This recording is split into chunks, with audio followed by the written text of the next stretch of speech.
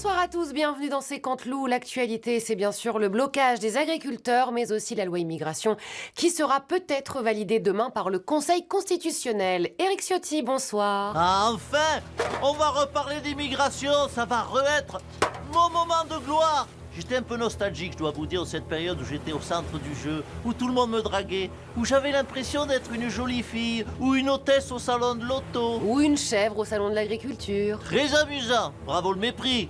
Ouh, attendez que Laurent Wauquiez soit président, vous allez voir. Bon, ça va, je suis tranquille un petit bout de temps. Cela dit, c'est vrai que quand on ne parle plus immigration, les républicains n'existent plus trop. Ah ben vous êtes marrante, vous. Au gouvernement, il n'y a que des ministres de droite. Comment voulez-vous qu'on s'oppose? On est d'accord sur tout.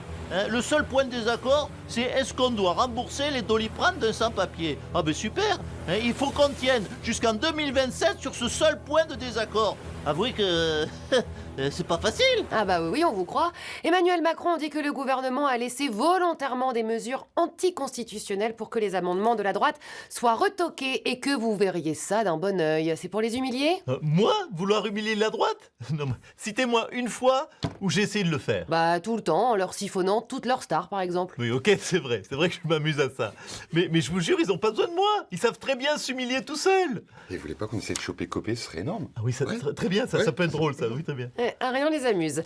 Avec François Bayrou, il fait partie des poids lourds de politique qui ont mal vécu la nomination de Gabriel Attal. Édouard Philippe, bonsoir. Alors comme ça, vous n'êtes pas ravi de la nomination de Gabriel Attal? Pas du tout, oui. Vous savez, il a beaucoup de qualités, Attal. Il est mince, il présente bien. Alors, certes, les Français détestent Macron. Et c'est vrai que c'est Macron bis en plus jeune. Ok, et je sais ce que vous allez me dire, il n'a pas d'expérience. J'ai absolument rien dit. Vous avez raison, il n'a pas d'expérience. Et là, vous allez me dire, c'est un pur produit de l'intelligentsia parisienne. Il parle pas à la province, à la différence d'un Castex ou d'un Édouard Philippe. J'ai toujours rien dit. Et je vous dirais, c'est pas faux. Maintenant, c'est pas parce qu'il a aucune expérience et qu'il est déconnecté qu'il va être mauvais. Regardez, Rachida Dati. Alors vous allez me dire, elle va pas être si bonne que ça, la culture. Apparemment, il veut absolument me faire dire quelque chose. On parle maintenant transport. Le Parisien consacrait sa une aux lignes TGV en danger. Tout de suite, faisons le point avec notre représentant SNCF.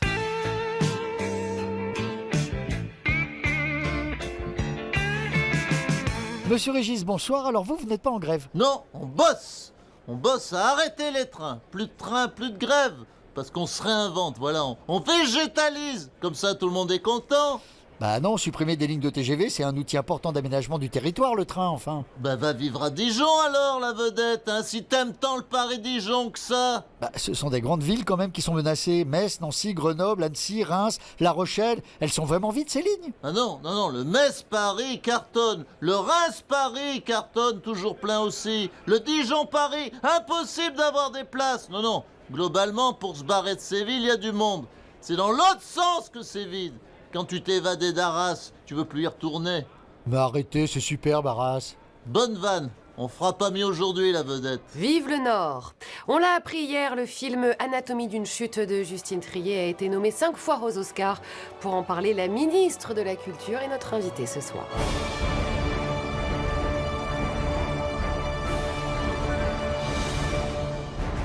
Rachida Dati, bonsoir. Rachida Dati. Hein? Ah pardon, excusez-moi, j'étais en train de mater un film russe, Stalker, là. Je me suis endormi au bout de 5 minutes. Puis en plus, au ministère, ils m'ont donné tout ça à lire. Je n'en peux plus. Ah bah oui, on vous comprend.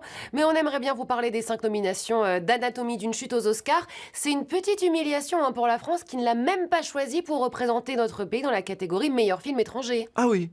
Bah écoutez, j'ai pas suivi. C'est quoi le film qu'on a choisi à la place du coup? La Passion de Dodin Bouffant de Tran Han Young. Ah oui, et c'est français ça. Bah écoutez, j'ai pas vu. Va falloir vous intéresser un petit peu quand même, hein. Bah faites-moi un petit topo au lieu de faire la maline. Pourquoi le truc d'une chute est nominé si on l'a pas présenté, voilà. La France ne l'a pas présenté dans la catégorie de meilleur film étranger, mais l'Académie des Oscars a décidé de le présenter eux-mêmes dans la catégorie meilleur film avec le film Oppenheimer. Pas vu. Killers of the Flower Moon de Scorsese. Pas vu. Barbie.